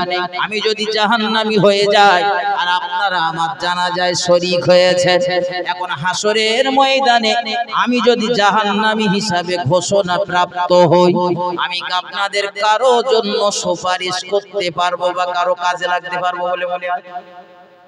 আমার তাই তখন কি হবে, কে আমার জন্য শাফাত সুপারিশ করবে, এই চিন্তায় আমি বিভোর হয়ে থাকব। কিন্তু মহান আল্লাহ যদি দয়া করে আমায় ক্ষমা করে দিয়ে জান্নাতে দেন, আর যাওয়ার সময় যদি ডেকে বলে হাসিবুর অনুমোদন দেওয়া হলো, অনুমতি দেওয়া হলো, কয়েকজনের জন্য তুমি সুপারিশ করতে পারো, তখন হয়তো আমি কয়েকজনের জন্য সুপারিশ করতে পারবো। কিন্তু আমি জান্নাতি না জাহান্নামী এর তো কোনো নিশ্চয়তা নেই। ঠিক না বল কথা বলে? আশারায়ে মুবাশশারার অন্তর্গত আমরা কথায় কথায় বলি 10 জন ব্যক্তিকে জান্নাতের সুসংবাদ দেওয়া হয়েছিল, বলি না? আচ্ছা সত্যি কি 10 জনের দেওয়া হয়েছিল নাকি? নবীর এত সাহাবা, লক্ষাধিক সাহাবা, মাত্র 10 জনের দেওয়া হয়েছিল? আমার ওয়াজে কি আপনাদের অসুবিধা হচ্ছে নাকি? আমি যা বলতেছি এগুলো একটু ভালো করে মাথায় ঢোকান।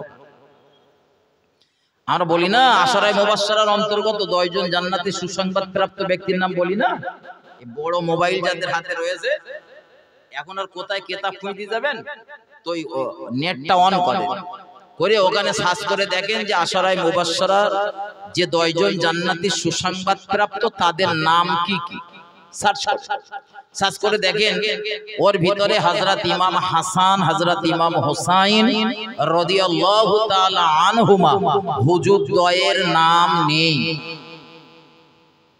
হুজুরের নাম বলেন নেই। তার মানে কি ইমাম হাসান আর হুসাইন জাহান্নামে যাবে নাকি বলেন?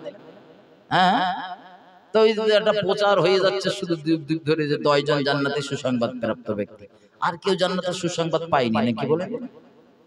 রাসূল তো খোদ বলেছেন আমার হাসান আর হুসাইন তারা জান্নাতে যুবকদের সরদার। একটু মহব্বত করে বলবেন না সুবহানাল্লাহ? আর একটু আওয়াজ দিয়ে বলুন সুবহানাল্লাহ, নারায়ে তাকবীর। আম্মা জান আয়েশা সিদ্দিকা, রাসূলের আরেকজন বিবি হযরত খাদিজা রাদিয়াল্লাহু তাআলা আনহা, এনারা জাহান্নামে যাবে না জান্নাতে যাবে?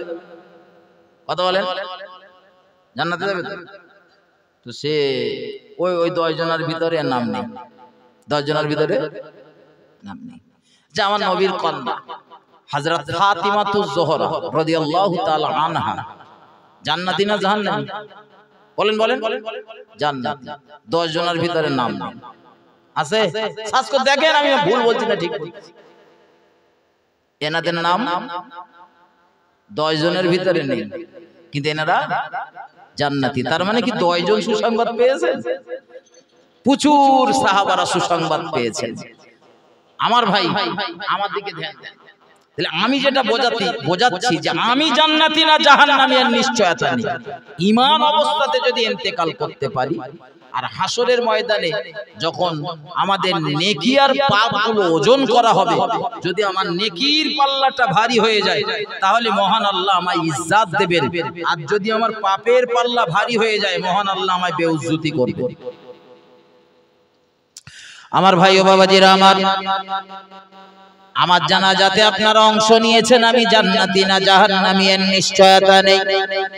কিন্তু ছোট বাচ্চা সাবালক সাবালিকা হবার আগে, প্রাপ্ত বয়স্ক হবার আগে যে ছোট ছোট ছেলে মেয়েগুলো মারা যান, দয়ার নবী রাসূলুল্লাহ বলেন ওই বাচ্চাগুলো হলো সব জান্নাতি। আরো জোরে বলুন সুবহানাল্লাহ। ছোট বাচ্চাদের জানাজাতে অংশ নেওয়া মানে 1 নম্বর ফায়দা হলো আপনি একজন জান্নাতি ব্যক্তির জানাজার নামাজে শরীক হয়েছে। আর আমার মতো হুজুরের জানাজায় যাওয়া মানে আমি হুজুর জান্নাতি না জাহান্নামী এর নিশ্চয়তা নেই। ঠিক না ভুল কথা বলেন?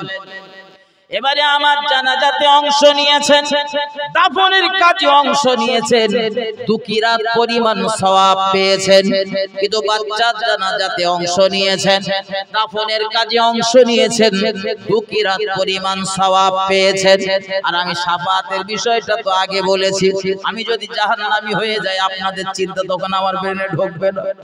আমার তাই তখন কি হয়, ওই চিন্তায় আমি তখন আমার ফুল মাথা খারাপ।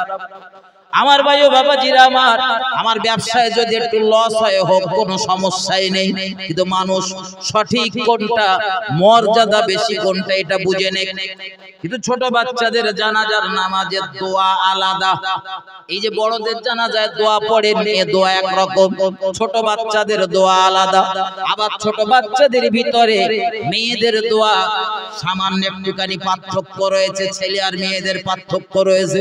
অনেকে বলেন হুজুর দোয়ায় আবার পার্থক্য আছে। আমি বলি গোমরা, তুই কিছু জানিস না, পড়, ভালো করে পড়ে দেখ পার্থক্য আছে কিনা। ওই ছোট বাচ্চাদের দোয়ায় জানাজার নামাজের দোয়া আলাদা, ওই দোয়া পাঠ করা হয়, ওর ভিতরে একটা শব্দ রয়েছে শাফাআত, সুপারিশের শব্দ। ও বাবাজি ভাইজানেরা, খুব সহজে বুঝে নেন, হাসরের ময়দানে ওই বাচ্চাগুলো জান্নাতি হিসাবে ঘোষণা প্রাপ্ত হবে, যেহেতু ওদের জীবনে কোনো পাপ নেই, কোনো অন্যায় নেই, কোনো ভুল নেই, ওরা বেগুনাহ মাসুম নিষ্পাপ শিশু, তাই ওরা জান্নাতে যাবে। তো এই বাচ্চাগুলোর জন্য জান্নাত যখন নির্ধারিত হয়ে যাবে, ওই বাচ্চাগুলো মহান আল্লাহর দরবারে আরজ করবেন, রব্বুল আলামিন আল্লাহ, পৃথিবীর জমিনে আমাদের পিতামাতার আদরে স্নেহ মহাব্বত ভালোবাসা আমাদের নসিবে খুব বেশি দিন জুটেনি। ও রব্বুল আলামিন, বাপের আদর, বাপের স্নেহ, বাপের ভালোবাসা আমাদের নসিবে খুব বেশি দিন জুটেনি।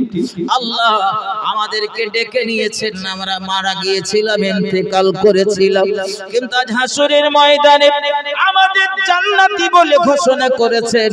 কিন্তু আমার আব্বা আর আম্মা তারা জান্নাতি না জাহান্নামী জানি না।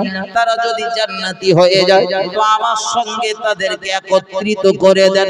দুনিয়ায় তো বাপ আর মাকে পাইনি, হাসরের ময়দানে জান্নাতে যাওয়ার সময় বাপ আর মাটার পেলে বড় সন্তুষ্ট হব।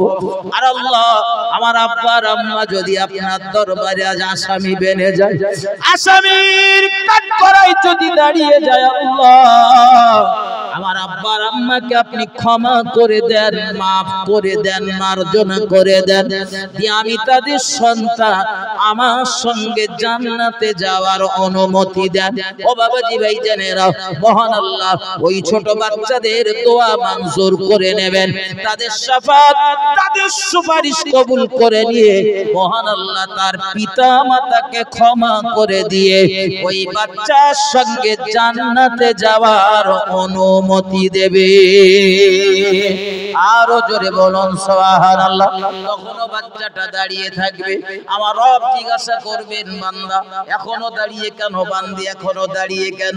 বাচ্চাটা বলবেন, আল্লাহ বাপ আর মাকে পেয়েছি, কিন্তু দুনিয়ার জমিনে আমার আরো কিছু মহাব্বতের মানুষ, আরো কিছু আপনজন ছিলেন যারা আমায় মহাব্বত করতেন, ভালোবাসতেন।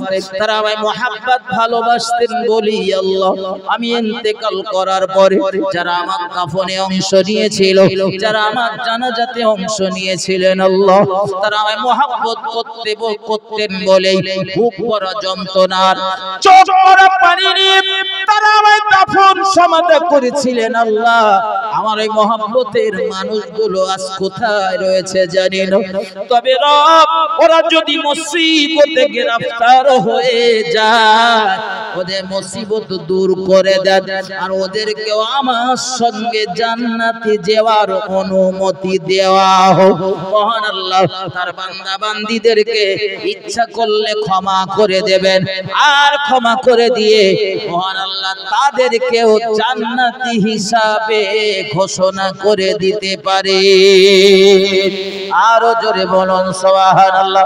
এবারে বুঝে নেন, বড়দের জানাজায় মর্যাদা বেশি না ছোটদের জানাজায় মর্যাদা বেশি? আমরা শুধু বড়দের জানাজায় যাই, কারণ কোন ইমানদার ইন্তেকাল করলে, মৃত্যুর সংবাদ শুনলে আমাদের ইমানদার হিসাবে একটা হকের ভিতরে পড়ে তার জানাজায় যেতে হয়, তাই আমরা যাই। আমার ভাই ও বাবাজিরা আমার, ফিরে চলুন, আমি আপনাদের বোঝাচ্ছিলাম আল্লাহর নবী মুহাম্মদুর রাসূলুল্লাহ সাল্লাল্লাহু আলাইহি ওয়াসাল্লামের জানাজার নামাজ হবে। মনে আছে তো? আল্লাহর হাবিব সাল্লাল্লাহু আলাইহি ওয়াসাল্লামের জানাজা হবে। আমার রাসূলুল্লাহর জানাজার নির্দিষ্ট কোনো ইমাম ছিল না। একটু মহব্বত করে বলুন সুবহানাল্লাহ। আর আমার দেশে দাতাল মাতাল, আলঠালা দোঠালা, সুদখোর, ঘুষখোর, মদখোর, বেনামাজি যেই মারা যাক না কেন, তার জানাজার ইমাম থাকে না, থাকে না? বেনামাজির জানাজা সম্পর্কে বসিরহাট আল্লামা হুজুর উক্তি করেছেন যে যারা বেনামাজি তাদের জানাজার নামাজ যেন কোনো আলেম হাফেজদের দ্বারায় না পড়ানি হয়। তারপরেও দেখবেন আমার দেশের আলেম হাফেজেরা এত মানবিক, লোকটা বেনামাজি, দাতাল, মাতাল না সুদখোর, তারপরেও লোকটা জানাজার ইমাম হিসাবে দাঁড়িয়ে যায়। ঠিক না ভুল কথা বলে? রাসূল কারীম সাল্লাল্লাহু আলাইহি ওয়াসাল্লামের জানাজার নামাজ হবে, গোসলের কাজ সমাধা হয়ে গেল, রাসূলুল্লাহর জন্য কবর খনন করা হলো। ঠিক আমার রাসূল যে জায়গাটায় ইন্তেকাল করেছিলেন, আমাদের আম্মা জান আয়েশা সিদ্দিকা হুজরার ভিতরে, ঘরের ভিতরের অংশে আমার রাসূলুল্লাহর জন্য কবর খনন করা হলো। সাহাবাদের ভিতরে মতভেদ দেখা দিল, কবর কেমন হবে, চার কোণ বিশিষ্ট না সিন্ধুকে কবর, পাঁচকুলি কবর? ও বাবাজি ভাইজানেরা, মদিনার মুসলমানদের পছন্দনীয় কবর হলো বগলি কবর, পাশকুলি কবর। মক্কার মানুষদের পছন্দ হলো সিন্ধুকে কবর, বাক্স কবর। আল্লাহর নবী মুহাম্মাদুর রাসূলুল্লাহ সাল্লাল্লাহু আলাইহি ওয়াসাল্লামের মদিনায় যেহেতু দাফন করা হচ্ছে, মদিনার মানুষদের কথা অনুযায়ী প্রিয় নবী মুহাম্মাদুর রাসূলুল্লাহ সাল্লাল্লাহু আলাইহি ওয়াসাল্লামের কবর খনন করা হলো বগলি কবর, পাশকুলি কবর। এবারে রাসূলুল্লাহর জানাজা হবে বুধবারের দিন বেলা দ্বীপ্রহরের পর জানাজা শুরু হয়েছে, আর ওই জানাজা চলছে 10-12 জন করে। মানে যে জায়গাটায় জানাজা চলছিল খুব স্বল্প সীমিত জায়গা, অল্প অল্প কিছু সংখ্যক মানুষেরা জানাজায় দাঁড়িয়ে পড়ছিলেন। হযরত আবু বকর রাদিয়াল্লাহু তাআলা তিনি ডাক দিয়ে বললেন, ও রাসূলুল্লাহ সাহাবারা, আমরা জানাজাতে দাঁড়াবো, আমরা জানাজাতে অংশ নেব, আমার রাসূলুল্লাহর জানাজায় আমরা শরীক হব। কিন্তু প্রিয় নবী মুহাম্মাদুর রাসূলুল্লাহ সাল্লাল্লাহু আলাইহি ওয়াসাল্লামের জানাজার নির্দিষ্ট কোন ইমাম থাকবে না, আমরা যে যার মতো দাঁড়িয়ে যাব, আর নামাজের ইমাম আমরা নামাজ আদায় করব, বেরিয়ে আসব, আর একদল রাসূলুল্লাহর জানাজায় অংশ নেবে। ও বাবাজি ভাইজানেরা, রাসূলের কি ইজ্জত আর আমাদের কি ইজ্জত। আমাদের দেশে মাতাল মারা গেলেও তার জানাজার ইমাম পাওয়া যায়, তার জানাজার ইমামতি করার জন্য কত মানুষ মুখ পেতে থাকে। আর যদি তিনি আবার দেশের কোন নেতা বা একটু ধন দৌলত রয়েছে, টাকা পয়সা রয়েছে, এমন ব্যক্তি যদি হয়, তো তার জানাজার ইমাম খোঁজার কোনো সমস্যা হয় না। ঠিক না ভুল কথা বলে? আর মুহাম্মাদুর রাসূলুল্লাহ সাল্লাল্লাহু আলাইহি ওয়াসাল্লামের এত সাহাবা রয়েছেন। বিদায় হজ্জের সময় রাসূল যখন ভাষণ দিচ্ছিলেন, আল্লাহর হাবিবের সম্মুখে 1 লক্ষের অধিক রাসূলুল্লাহর সাহাবা ছিলেন। একটু মহব্বত করে বলুন সুবহানাল্লাহ। এত বড় বড় সাহাবা রয়েছে, আবু বকর, ওমর, উসমান, আলী, আর কত বড় বড় সাহাবা রয়েছেন। রাইসুল মুফাসসিরিন হযরত আব্দুল্লাহ ইবনে আব্বাস রয়েছেন। ছেলেদের ভিতরে সবথেকে বেশি হাদিস বর্ণনা করেছেন হযরত আবু হুরায়রা রাদিয়াল্লাহু তাআলা আনহু রয়েছেন। আর কত সাহাবা রয়েছে, কিন্তু রাসূলুল্লাহর জানাজায় দেখা গেল যে যার মতো দাঁড়িয়ে গেল, নির্দিষ্ট কোন ইমাম খুঁজে পাওয়া গেল না। একদল নামাজ সমাদা করলেন, আর একদল পেছনে অপেক্ষা করলেন।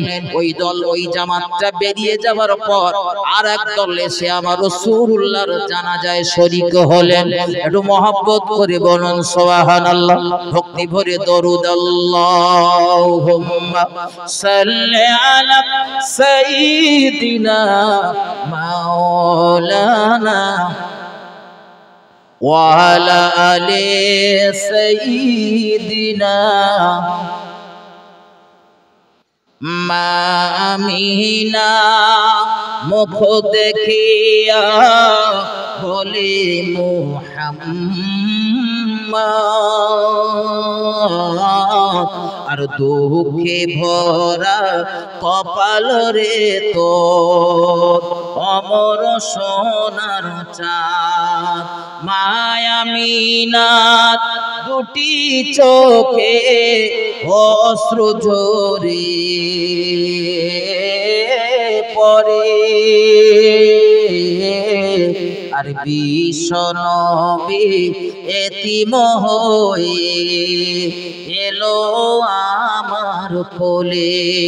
হায় আব্বা যে তার নেই মাথা, কে বুলাবে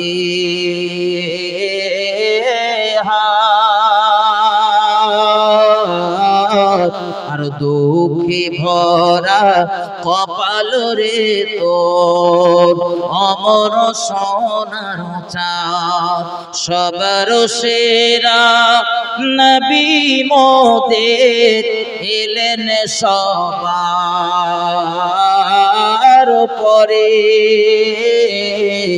আশিতের সমান পাপ লাগে খালি গায়ে ঘরে খুরমা পানি খেয়ে নবী কাটায় কত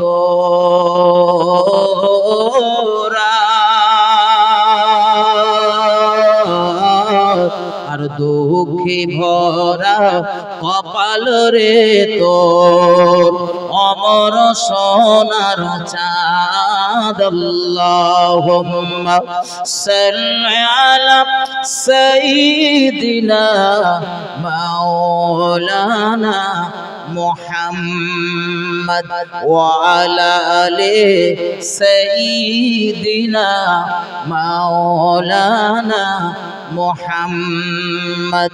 আমার ভাইজানেরা গভীরভাবে লক্ষ্য করুন, আল্লাহর নবী মুহাম্মদুর রাসূলুল্লাহ সাল্লাল্লাহু আলাইহি ওয়াসাল্লামের জানাজার নামাজ শুরু হয়েছে বুধবারের দিন বেলা দ্বীপ প্রহরের পর, কিন্তু এই জানাজা চলতে চলতে চলতে চলতে একদল জানাজা সমাধা করে তারা বেরিয়ে আসেন আর একদল শরীক হন।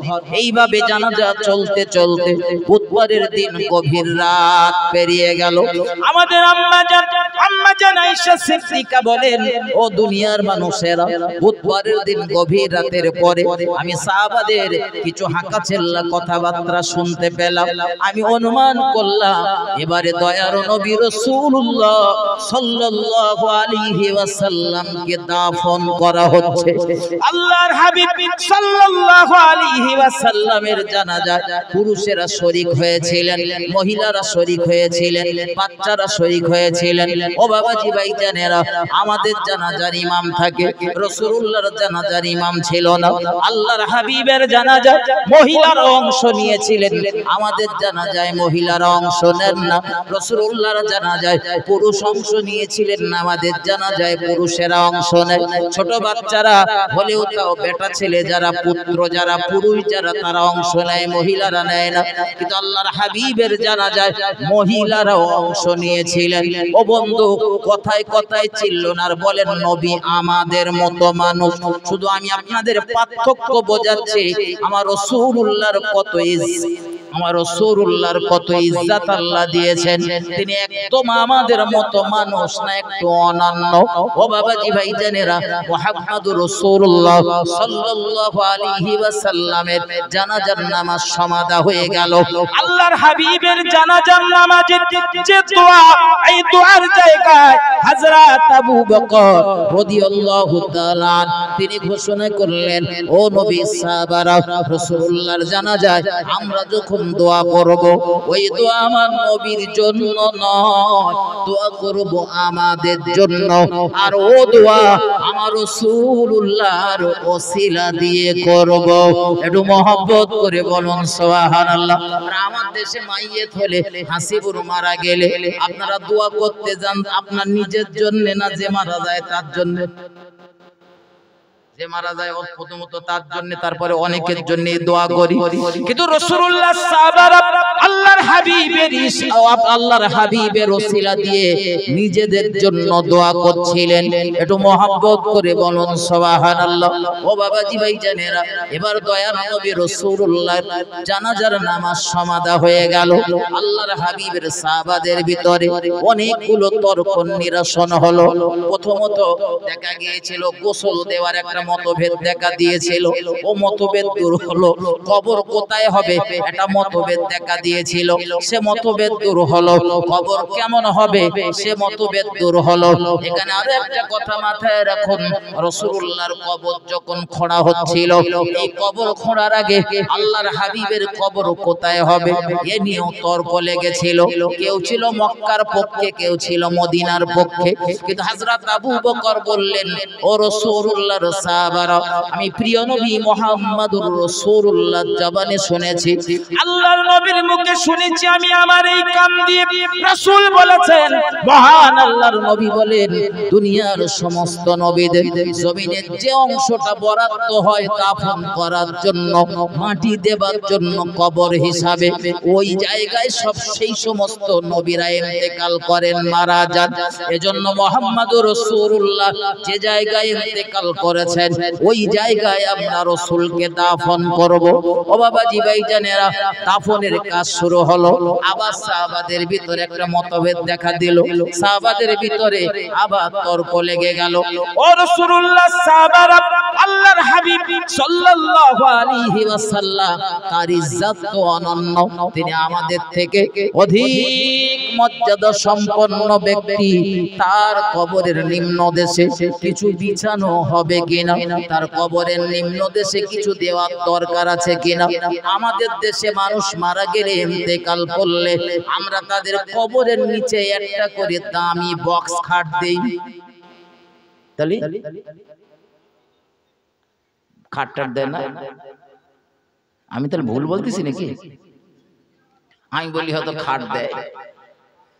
তা আমাদের দেশের মানুষ, শুধু আমাদের দেশের না, ইমানদার মুমিন মুসলমান যখন ইন্তেকাল করেন তার কবরের নিম্ন দেশে কোনো বিছানা বিছানো হয় না, কোনো খাট পালঙ্ক দেওয়া হয় না, গদি তোশকের কোনো জিনিসে দেওয়া হয় না। কিন্তু মুহাম্মাদুর রাসূলুল্লাহ সাল্লাল্লাহু আলাইহি ওয়াসাল্লাম আমার নবী ইন্তেকাল করেছেন, আর আমার নবী দাফনের সময় সাহাবাদের ভিতরে মতভেদ দেখা দিল। রাসূলুল্লাহ সাহাবারা সর্বসম্মতিক্রমে সিদ্ধান্ত উপনীত হলেন আমার নবীর কবরের নিম্ন দেশে একটা কিছু বিছানোর দরকার। ইজ্জতওয়ালা ব্যক্তি, ও বাবাজি ভাইজানেরা আমার, আমি বোঝানোর জন্য বলছি, আলেমদের জন্য আপনারা মেম্বার করেছেন আর আপনারা নিচে বসেছেন, কারণ সাধারণ মানুষের থেকে আলেমের মর্যাদা বেশি না কম? কথা বলে, আল্লাহ দিয়েছেন মর্যাদা বেশি। আপনি আর আমি রাগ করলেও কিছু করার নেই। আর আমার আল্লাহরই ঘোষণা, দুনিয়ার জমিনে সব থেকে আমার আল্লাহকে বেশি যারা ভয় করেন তারা হলো আলেম সম্প্রদায়। আলেমদের কথা প্রিয় নবী মুহাম্মদুর রাসূলুল্লাহ আলেমদের মর্যাদা দিয়েছেন। রাসূলুল্লাহ আলেমদেরকে তার ওয়ারিস এবং সমস্ত নবীদের ওয়ারিস বলে ঘোষণা করেছেন। একটু মহব্বত করে বলুন সুবহানাল্লাহ। মর্যাদা আলাদা, তাই আলেমদের জন্য মেম্বার করেছে আর আমরা সব নিচে বসেছি। আল্লাহর হাবিব সাল্লাল্লাহু আলাইহি ওয়াসাল্লামের মর্যাদা আমাদের থেকে লক্ষ কোটি গুণ বেশি। এজন্য রাসূলুল্লাহর কবরে নিম্ন দেশে আল্লাহর হাবিবের সাহাবারা দামি একটা ইয়েমেনি চাদর, আমার রাসূলুল্লাহর ব্যবহার করা একটা চাদর আমার রাসূলুল্লাহর কবরের নিম্ন দেশে বিছিয়ে দেওয়া হলো। একটু মহব্বত করে বলুন সুবহানাল্লাহ, আর একটু আওয়াজ দিয়ে বলুন সুবহানাল্লাহ। নারে তাকবীর, নারে তাকবীর। বিশ্ব নবী দিবস, নারে তাকবীর। আমার ভাই ও বাবাজিরা আমার, আল্লাহর হাবিবের মাজারের নিচের দিকে, কবরের নিচের দিকে দামি ইয়েমেনি একটা চাদর বিছিয়ে দেওয়া হলো। আর ওই চাদরের উপরে तमाम দুনিয়ার শ্রেষ্ঠ মহামানব উম্মতের দরদি নবী উম্মতরে এতিম বানিয়ে চিরনিদ্রামগ্ন হয়ে গেলেন, তাকে শুইয়ে দেওয়া হলো। ও বাবাজি ভাইজানেরা, রাসূলুল্লাহর কবরে সব কাজ সমাধা করে দেওয়া হলো।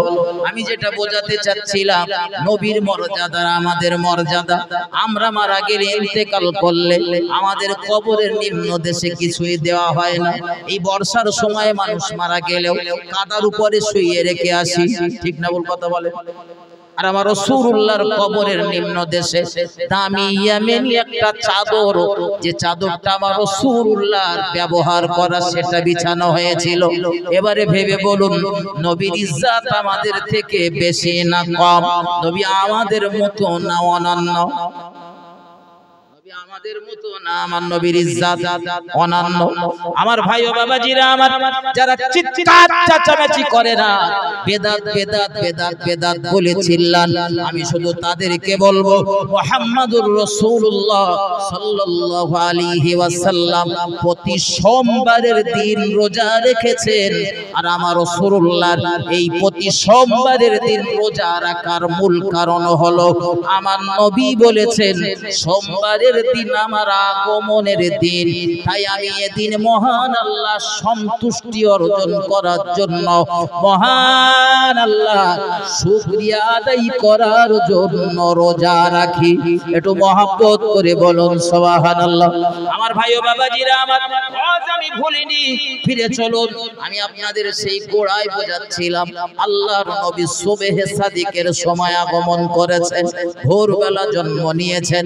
আর সকালবেলা রাসূলের দাদু আব্দুল মুত্তালিবের কাছে সংবাদ পাঠানো হলো। ঠিক জায়গায় ধরিস তো নাকি? আল্লাহর হাবিবের দাদু তিনি ছিলেন কাবার মুতাল্লিক, তিনি ছিলেন কাবা রাজত্বের মালিক। রাসূলুল্লাহর দাদু কুরাইশ বংশের হাশিমি গোত্রের কাবার মুতাল্লিক আব্দুল মুত্তালিবের ঘরে মুহাম্মদুর রাসূলুল্লাহকে মহান আল্লাহ পাঠিয়ে দিলেন। তবে আমার রাসূল জন্ম নেবার আগে, ভূমিষ্ঠ হবার আগে, পৃথিবীতে আগমন করবার পূর্বে মুহাম্মদুর রাসূলুল্লাহ সাল্লাল্লাহু আলাইহি ওয়াসাল্লাম তার আব্বাকে হারিয়েছেন। কোন বর্ণনা যদিও বলেছেন যে রাসূল জন্ম নেবার পরে তার আব্বা হারিয়েছেন, তবে অধিকাংশ বর্ণনা মুহাম্মদুর রাসূলুল্লাহ মায়ের গর্ভে থাকা অবস্থাতেই আব্বাকে হারিয়েছেন। সকালবেলা রাসূলুল্লাহ দাদু বিশ্ব নবীকে কোলে তুলে নিলেন, আর আমার হাবিবুল্লাহকে কোলে তুলে নিয়ে রাসূলুল্লাহ দাদু অত্যন্ত আনন্দিত, আর তার চোখের কোণাতে পানি জমে গেল। আল্লাহ, আমার মরা বেটা আব্দুল্লাহর ঘরে আপনি এমন একটা কলিজা ছেঁড়া রত্ন দান করেছেন। আল্লাহ, চাঁদের থেকেও সুন্দর যার চেহারা, এত সুন্দর ফুটফুটে একটা রত্ন আমার আব্দুল্লাহর ঘরে দিয়েছেন। আল্লাহ, আর যদি আমার আব্দুল্লাহ পৃথিবীর জমিনে হায়াতে থাকতেন, বেঁচে থাকতেন, আমার আব্দুল্লাহ আসমানের নিচে জমিনের উপরে সব থেকে বেশি খুশি হয়ে যেতে। রাসূল করিম সাল্লাল্লাহু আলাইহি ওয়াসাল্লামের দাদু কাবা চত্বরে নিয়ে চলে গেলেন। আমার রাসূলকে এত আনন্দিত হয়ে গেলেন। আমিনার ঘর ওই আবু কুবাইস নামীয় পাহাড়ের পাদদেশ থেকে কাবা চত্বরে নিয়ে চলে গেলেন। আর কাবা চত্বরে দাঁড়িয়ে আমার রাসূলুল্লাহর জন্য হৃদয় নিংড়ানো কিছু দোয়া করলেন। একটু মহব্বত করে বলুন সুবহানাল্লাহ। একটু তাকবীর দেন, নারে তাকবীর। একটু উচ্চ রবে আল্লাহকে ডাকুন, নারে তাকবীর। মুজাদ্দিদে জামানের সিলসিলা, মুজাদ্দিদে জামানের সিলসিলা মহামান্য মুফতি সাহেব হুজুর কিবলা, মহামান্য মুফতি সাহেব হুজুর কিবলা, নারে তাকবীর। আমার ভাই, আমি আমার আলোচনা এখানে ইতি টানছি। ভাষাগত দিক দিয়ে ভুল ত্রুটি ক্ষমা সুন্দর দৃষ্টিতে তাকাবেন, আমার জন্য দোয়া রাখবেন, আমিও আপনাদের জন্য দোয়া করব ইনশাআল্লাহ। মহান আল্লাহ তৌফিক দিলে, মৌকা দিলে আবার আসবো, সেদিন কিছু নতুন কথা শোনানোর চেষ্টা করব ইনশাআল্লাহ। ওয়া আখিরু দাওয়ানা আনিল হামদুলিল্লাহি রাব্বিল আলামিন। আসসালামু আলাইকুম ওয়া রাহমাতুল্লাহ।